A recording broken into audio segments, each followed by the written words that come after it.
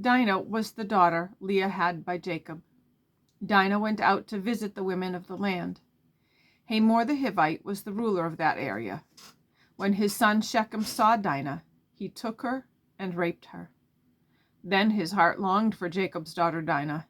He fell in love with her and spoke tenderly to her. Shechem said to his father Hamor, "Get me that woman. I want her to be my wife." Jacob heard that his daughter Dinah had been made unclean.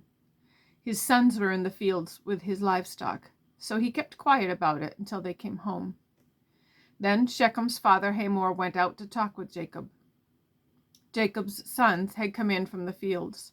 They came as soon as they heard what had happened. They were filled with sadness and anger. Shechem had done a very terrible thing. He had forced Jacob's daughter to have sex with him. He had done something that should never be done in Israel. But Hamor said to them, "My son Shechem wants your daughter. Please give her to him to be his wife. Let your people and ours get married to each other.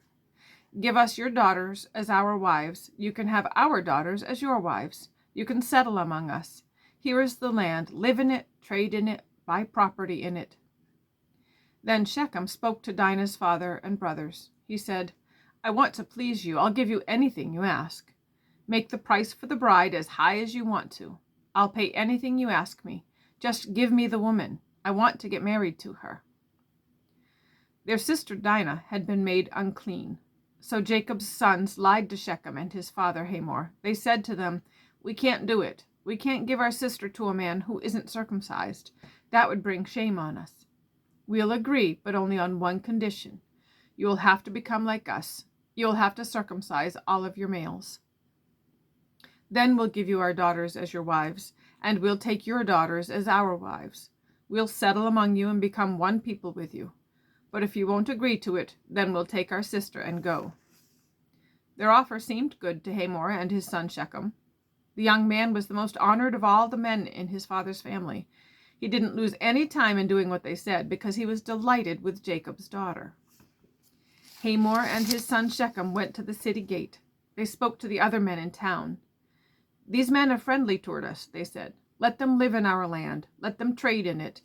The land has plenty of room for them. We can get married to their daughters, and they can marry ours. But they will agree to live with us as one people, only on one condition. All of our males must be circumcised, just as they are.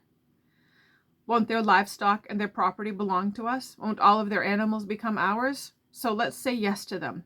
Then they'll settle among us." All of the men who went out through the city gate agreed with Hamor and his son Shechem. So every male in the city was circumcised. 3 days later, all of them were still in pain.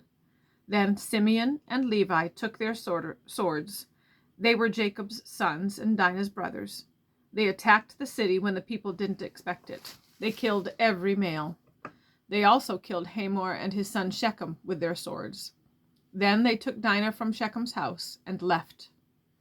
Jacob's other sons found the dead bodies. They robbed the city where their sister had been made unclean. They took the flocks and herds and donkeys. They took everything that was in the city and out in the fields. They carried everything away. And they took all of the women and children. They took away everything that was in the houses.